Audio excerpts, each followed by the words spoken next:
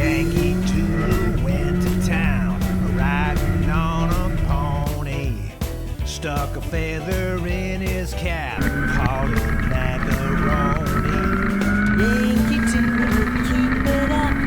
Yankee Doodle dandy. Mind the music and the step, and with the girls be handy. Evening, guys.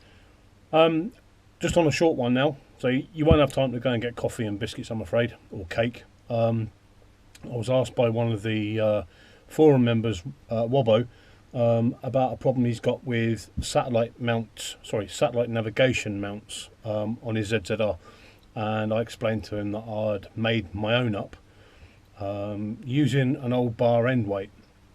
So he asked for a couple of pictures, and rather than do a couple of pictures, I thought I'd do a short video and do it from scratch for you. So I'll just show you quickly what we've got and the end product. So they do a mount that fits in there, and if I remember rightly, it's about 30 quid, and basically all it is like a bar end weight with a squarish platform on it, and then you can plug your phone or your sat nav or whatever to it. Over here we've got basically what I used. That was a bar end weight that I had off a pair of Renthals, and it fits in there, but obviously this is too big, and it's a little bit on the slack side, and when you do the clamp up, it doesn't quite grip as much as I would like. So what I thought I would do, this piece of garden hose is a real snug fit in there. Come back to this side. Took the bar end weight apart. Don't need that part of it anymore. I replaced the Allen bolt in there for a slightly flatter version, which would, once the end product's in there, makes it a bit easier, and you don't have that big square bit pushing into the back of your sat nav. So what I've done is that piece there, which is the crushable part, which grips onto the tube, is now inside a piece of that, and all I've done is just gone over the edge with a piece of with a black marker pen, just to hide it a little bit, and then that piece now sits quite firmly in there, and I really do mean firmly. And there you can see it's when you're not using it, that's what you'll end up with, just a piece of black rubber poking out. I now need to retrieve that so that I can put the bolt back on it and show you how it works, and then I can leave it set up, as it were. Okay, so it's probably a good idea that I did turn the camera off then, because foolishly I put the short piece in, which I didn't need to do. That is to go in the bin, and I had the devil's own job of getting that back out of there on the short piece, and that was without it being clamped up, so it does work really well. The next trick is to get the lock nut up inside the tube and on the back of the rubber, so that when you do the bolt up, it compresses the rubber there and then grips even tighter. So what you do is we get our longer bolt. I'll take the washer off for a minute. I'm going to stick you on a tripod, bear with me. There we go. So you're now on a tripod. Whoopie-doo. So we take the bolt and we stick that through the bottom of there, and we put the nut on. Now the nut itself is, or the flange on the bottom of the nut, is a really good tight fit in there, so you can just kind of push it in a little bit and then it should pick up on the thread. As you can see, it's picking up on the thread there, and that's now pulling it up nice and neatly underneath the bottom of the rubber that expands.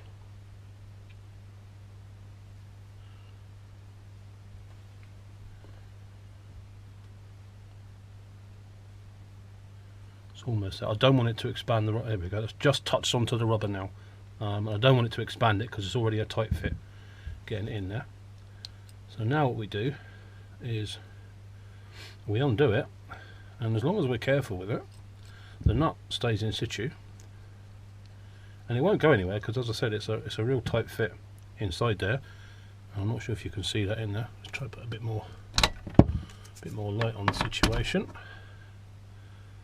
So you may be able to see the nut down the bottom of the hole in there, and that will all be buried in there. So what we do is we go back to the hole and we just push that down. Now that's really tight now because that's just touched the rubber and it's just been enough. So all I should do is I should just get my rubber mallet and just give that a very gentle tap just to get that back down.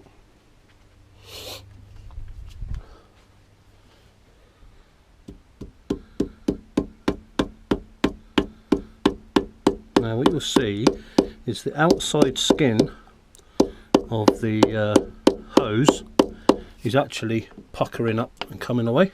But that doesn't matter because we can amend that in a minute, and trust me, I am being like so gentle with this. It might sound quite horrendous on the video, but that's it, it's in. And then I'll just trim it up with a Stanley knife just to tidy it up in a minute, and then that should pick up. There we go. That's picked up on the nut. No, it hasn't. Through the rubber.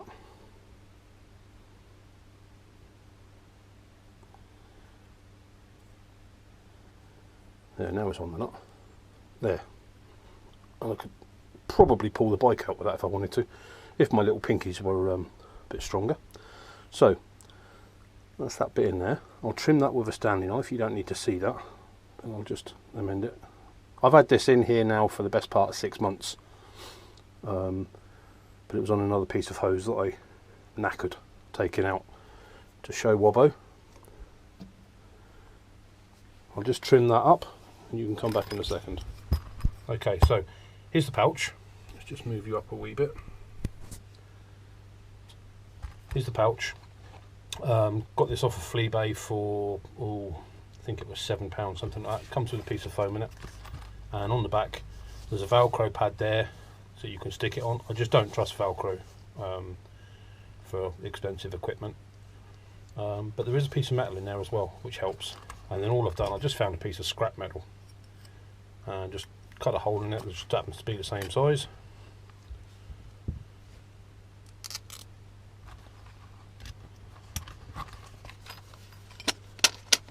Punch the bolt through.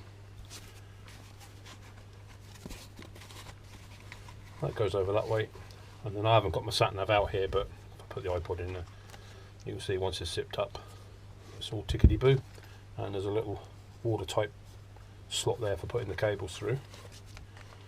And then this might work, it might not. Let's move you up to about there.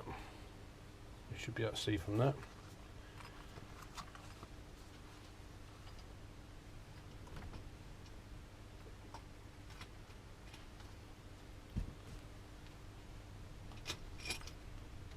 And then we just screw down. Once it's picked the thread up, that will really bite. There we go. That's onto it.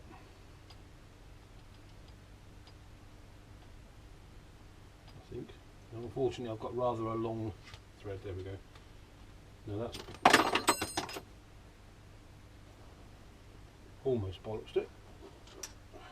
Got that back. But that's in. And once you've clamped it up really tight, it doesn't go anywhere. And when you haven't got the sat nav in there, it sits kind of like that. And that's it, job done. And for you, Wobbo, I know you said you've got some power supplies up here in the office, as I like to call it, somewhere. I've actually got under the seat. I have a cigarette lighter socket.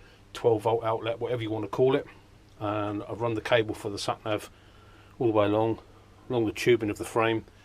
Comes up out the back there and sits underneath there, and all that is, that's the finger of a glove, one of them gloves, and you just put a cable tie around it just to keep the moisture out the end of the cable, and it just sits down there tucked away nice and neat. Nobody can see it. Job done. And that's you. Oh, by the way, when the zip's done up, it's around the other side, so it's not flapping around near there. You don't get to see it. Just as an extra for you, I tend to use this as a camera mount, but you can fit sat nav, or you can fit mobile phone on there. If you imagine when you're riding, your sat nav's there. If you've got Bluetooth sat nav, you can hear it obviously quite clearly. Mine is Bluetooth, but I don't bother with the noise. I just look at the arrows and tell me where to go. But that's another option should you not want to go down sticking it in there. I have both, because I have the camera on there and I have the sat nav in there. I have a camera on there. I'm actually catching up with Ninja Nelly and some of the others, and Boise. They've all got a few cameras, so just looking to purchase the third one, and that will go somewhere front mounted on the bike somewhere. Looking forward to getting out on it and giving it another blast. See you soon, guys. Take care. Bye for now.